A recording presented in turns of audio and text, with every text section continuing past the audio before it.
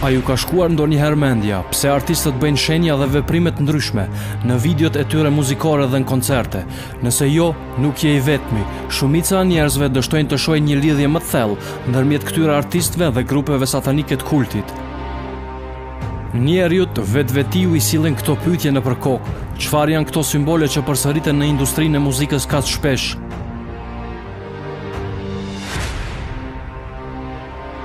Prej nga vinë këto simbole dhe çfarë kuptimi kanë? Nëse ju nuk i dini përgjigjet e këtyre pyetjeve, atëherë nuk keni arsye që ta lëni këtë çështje. Nëse do të analizoni satanizmin, ju do të vini tek përfundimi se ai është shumë i përhapur në industrinë e muzikës. Satanizmi apo magjia zez është e bazuar në adhurimin e djallit dhe në braktisjen e adhurimit të Zotit. Satanizmi arriti majet në Egjipt në kohën e faraonëve. Kjo është arsye pse shumë nga këto shenja na çojnë tek gjurmët e këtij civilizimi. Ju mund të vreni shumë shenja egjiptase në industrinë e muzikës. Ja për shembull një buf që e kanë përdorur egjiptianët. A ju duket i njohur? Po, i njëjti përdoret nga artisti rapi Drake. Po ashtu atë mund ta keni parë duke bërë shenjen e numrit 666. Duke bërë shenjen e djallit me një sy. Ja ku është një buf në një ceremoni satanike të quajtur Bohemian Grove. Dhe këtu mund ta shihni artistin e rapit Azealia Banks me një sy dhe me bufa. Ky është një skifter i lashtë i dinastisë së 30 egjiptase. Mund ta shohim atë si tatuazh tek këngëtarja Rihanna. Ky është Elista Crowley, i veshur si faraon egjiptian, ai njihet si magjistar satanik më famkeq i shekullit të 20.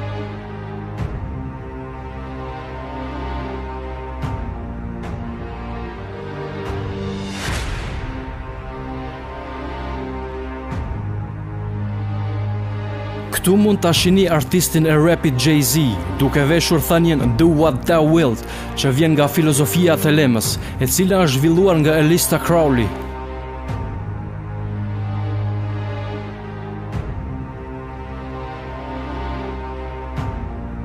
Dhe këtu prap mund shihni lidhje mes këtyre artistëve dhe satanizmit. Dhe akoma njerëz nuk i kushtojnë vëmendje dhe vazhdojnë sikur të mos kenë parë. Po ashtu vrehet trekëndshi dhe një sy, që këta satanista përdorin edhe në monedhën e $1 të SBH-ve. Pse qeveria përdor simbole satanike? Assassin's Creed është një seri videolojrash që paremisht sillet rreth armiqësisë në mes dy shoqërive të lashta sekrete. Dhe në lidhjen e tyre indirekte me një specie të lashtë paranjerëzore që në lojra reflekton si those who came before, ata që erdhën më parë. Ne e dim që para se Zoti t'i krijonte njerëzit, ai i krijoi gjinët duke përfshirë djallin. Pjesa më e fundit e kësaj loje quhet Assassin's Creed Origins, e cila ka të bëjë me fillimin e këtyre dy shoqërive sekrete. Dhe mund ta merrni me mend se është në Egjiptin e lashtë. Shoqëritë sekrete dëshirojnë të kontrollojnë njerëzimin. Edhe pse është vetëm lojë, në të gjenden shumë të vërteta.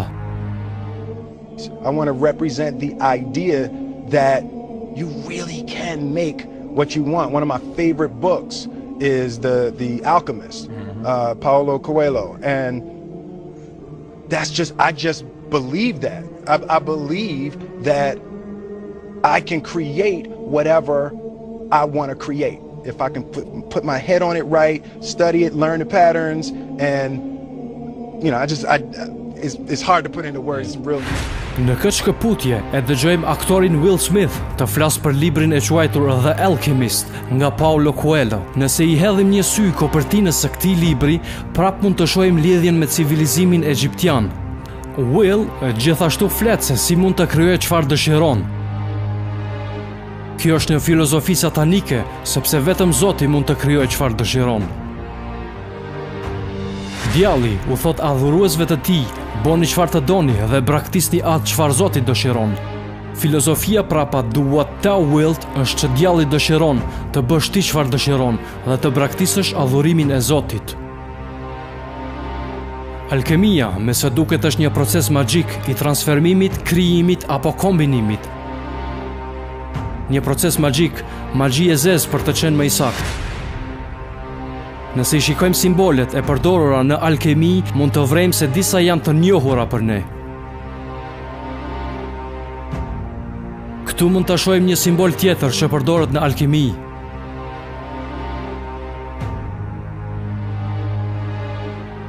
A janë këta artist? Apo ndoshta mos janë magjistar? Ti e ke në dorë të vendosësh. Anton LaVey ishte një okulist dhe ishte i etiketuar nga njerëzit si babai i satanizmit. Ai ishte themeluesi i kishës së djallit dhe fesë të satanizmit. Ai është autor i disa librave, duke përfshirë Biblën satanike, ritualet satanike dhe shtrigat satanike.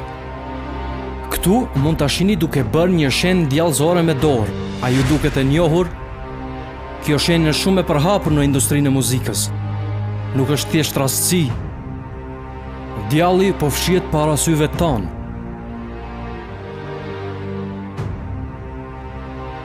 Këtu mund ta shihni një artist të rapit në një pentagram satanik djallëzor. Pse vazhdojmë të shohim lidhje me satanizmin? Kjo nuk ndodh vetëm një herë, por vazhdon të ndodh pa pushim. Ne kemi në dorë të nxjarrim përfundimet. Këtu është këngëtarja Beyoncé me një unaz djallëzore Baphomet. Ky simbol Baphomet është gjerësisht i përdorur në satanizëm. Nëse këta artist nuk kanë të bëjnë asgjë me satanizëm, atëherë pse ata vazhdojnë t'i bashkangjesin vetes simbole djallëzore?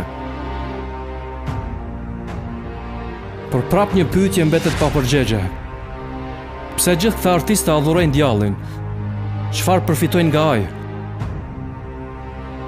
Këta artistë kryejnë rrite djallëzore që t'i kënaqin xhinët dhe djajt. Xhinët janë një krijesë tjetër e Zotit. Ata janë të krijuar nga zjarri dhe shejtani është një nga xhinët. Këta xhinë i ndihmojnë këta artistë nëse adhurohen nga ta. Adhuruesit e djallit duhet ta poshtrojnë veten në mënyrë që këto qenia djallëzore t'i ndihmojnë ata. Ata sakrifikojnë shumë gjëra dhe madje merren me pedofili dhe homoseksualitet në mënyrë që të marrin fuqi djallëzore. Janë një shembull i këngëtares Lady Gaga, e cila flet për djajt që kishin pushtuar. And your favorite scary story? My favorite scary story, the one that I'm going to dream about tomorrow night. I have incessant nightmares, but I've learned to love them because they somehow end up on stage or in my work. Fantastic. I'm also terrified of the devil.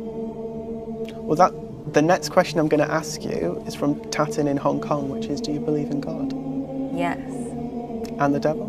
And the devil. I believe in both.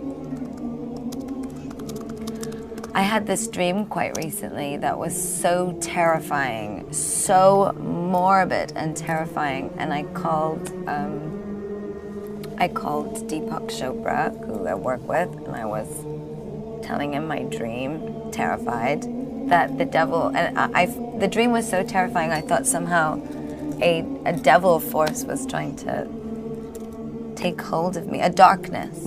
I guess I see devil and darkness as the same thing. And he laughed and told me that I was very creative. Beyoncé flet për një qenie tjetër e cila e kontrollon atë derisa performon, të cilën e quhen Sasha Fierce. They're expecting Sasha. And I'm really kind of shy, and not really shy, but more reserved, and nothing like Sasha. You know, she can do things that I cannot do when I'm in rehearsal. I mean, I can try, but then it just doesn't happen. I can sing notes and sing strong and do all these things that when I'm just by myself, I can't do. And I remember right before I performed, I raised my hands up, and it was kind of the first time I felt something else come into me. And I knew that was going to be my coming out night for the BET Awards. Nuk është e pazakontë për satanistat që të zhvillojnë personalitetet të ndryshme, sepse trupat e tyre pushtohen nga djajt dhe i ndihmojnë ata që të performojnë. channeling, the act or practice of serving as a medium through which a spirit purportedly communicates with living persons. That's the definition of channeling. A lot of these actors believe in channeling. So they actually invoke spirits. I think why you're my role model has to do with the way you relate to vanity. We're lying in bed and we're rehearsing the astronaut Garrett Reed love scene. And then we launched into the first take and two voices came out of you. Do you remember this? Two voices, and they were simultaneous words, but they were two levels of sound. And I looked over at you, you were amazed, I was amazed, and you said, well, sure, Cheryl, I'm many different people. I said, no, Jack, you're channeling. Two tones coming out, two voices at the same time. That's clear. They do what's called method acting, where they invoke. Crowley said the quickest way to invoke a spirit is through acting. So they do a method technique and they stay in character for the entire film. Jack Nicholson in some films scared people because he would play psychopaths. And he would stay in character even when the filming wasn't being filmed. And it was like he was possessed, because that's what they do. Heath Ledger, who played the Joker, and that had previously been played by Jack Nicholson. When he was killed, they told Jack Nicholson and asked him what he thought. He said, I warned him about that role. That's what he had to say. Ja ku është Jay-Z në studio, duke inqizuar një këngë. Shikoni afër librin që gjendet në studio. Një libër I quajtur Magjia Bardh dhe e Zez. A I marrin prej këtu tekstet e këngëve të tyre? Jay-Z po ashtu flet për diçka të quajtur Rain Man, I cili e pushton kur ai bën rap. This right here we call a magic moment. Right now I'm thinking like, you know, where is this going? What does this track say? And I go through my Rain Man. It's funny, like, how I came about being a lyricist is weird, because I started out technically, like I used to write all the time, you know, before I start going into the Rain Man thing, you know. Për çfarë apo kush është ai Rain Man që për të cilin ai vazhdon të flas? Të dëgjojmë një artist tjetër satanik, Eminemin. Yeah, proof. My name ain't gonna be Slim Shady no more. So no more Slim Shady. No more Eminem. No more Eminem. You know my new name will be? So what's your new name gonna be now? Rain Man. Dëgjone me vëmendje tekstin e kësaj kënge. My aim was not to become what I became with this level of fame. My soul is possessed by this devil. My new name is...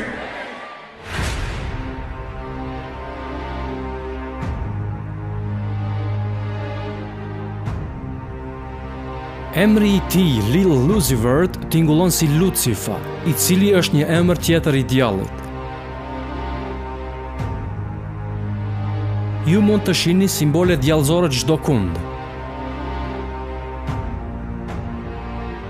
Ai madje pranoi se ja ka shitur shpirtin djallit, në një transmetim të drejtë për drejtë.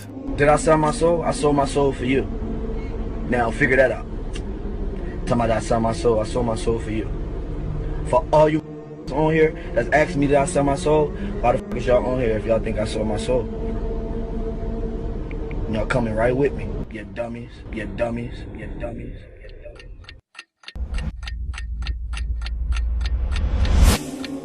For as long as I've been here at 60 Minutes, I've wanted to interview Bob Dylan. Over his 43-year career, there is no musician alive who has been more influential.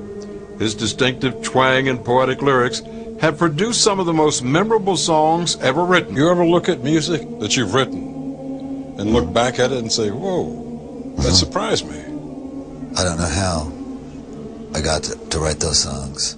Well, those early songs were like almost magically written. There's a magic to that, and it's not Siegfried and Roy kind of magic. You know, it's a different kind of a penetrating magic. Why do you still do it? Why are you still out here? Well, it goes back to the destiny thing. I mean, I made a bargain with it, you know, a long time ago, and I'm holding up my end. What was your bargain? To get where I am now. Should I ask who you made the bargain with? with the chief commander. On this earth? And this earth, and then in a world we can't see.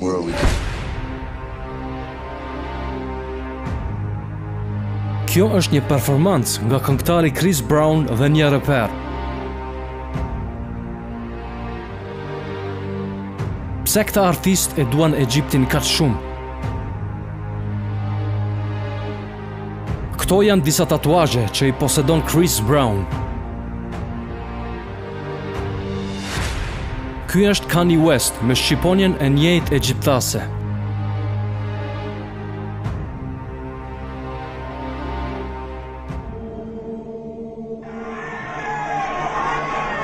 I sold my soul to the devil.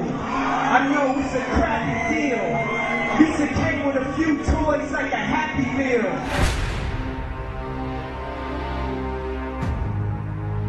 Kabbalah është formë origjinale e magjisë së zezë, që fillimisht ishte e përdorur nga hebrenjët. Të gjithë këta artistë e praktikojnë Kabbalah në mënyra të ndryshme, duke adhuruar djallin. Ky është një penj kuq Kabbalah, të cilin praktikuesi e vendos kur bashkëvepron me djajt. Ne mund të shohim një numër të madh të njerëzve të famshëm, të cilët janë duke veshur këtë penj të kuq.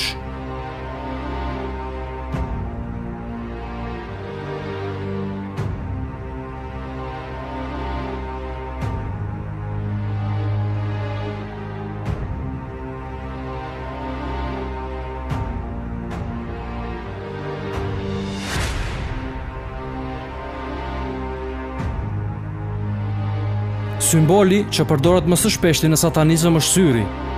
Çfarë kuptimi ka brenda shenjës syrit? Mund ta gjejmë përgjigjen në Kuranin e Shenjtë.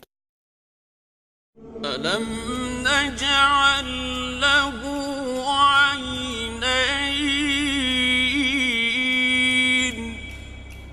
wa lisanan wa shafatayn وهديناه النجدين.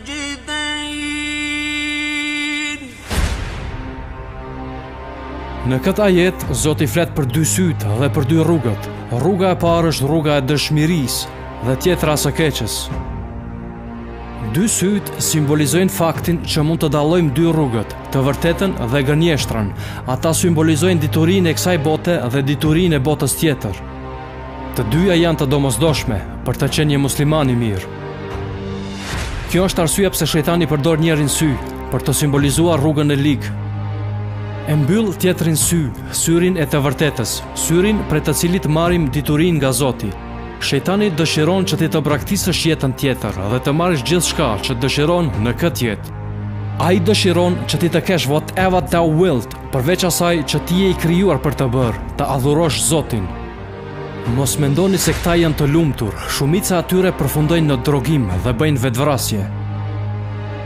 Mbanin mend, rruga vetme e lumturisë është rruga e Zotit. You feel like an imposter when someone thinks you're something and you're not. Feels sad when I'm overworked and that I just become a money-making machine and that my passion and my creativity take a back seat. That makes me unhappy. I so badly want to be Catherine Hudson that I don't even want to look like Katy Perry anymore sometimes. Okay. And like that is a little bit of why I cut my hair, is because I really want to be my authentic self, like 100%. If your ultimate goal is to be famous, then you're gonna do a lot to get there, like sign your name in blood in a contract with the devil. Like you're gonna end up on a one-way street and it's going nowhere. Like that's just the truth. I've seen so many people like forsake their moral code and their value systems just for a little bit of fame, and it's not worth it at the end of the day. It's really not worth it. وقال الشيطان لما قضي الأمر إن الله وعدكم وعد الحق ووعدتكم فأخلفتكم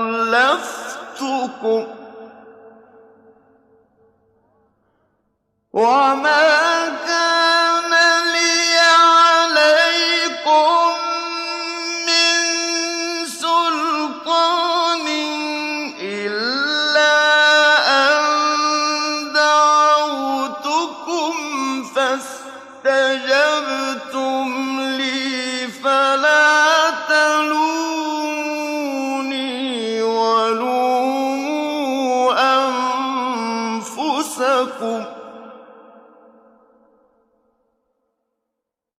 ما أنا بمصرخكم وما أنتم بمصرخي إني كفرت بما أشركتمون من قبل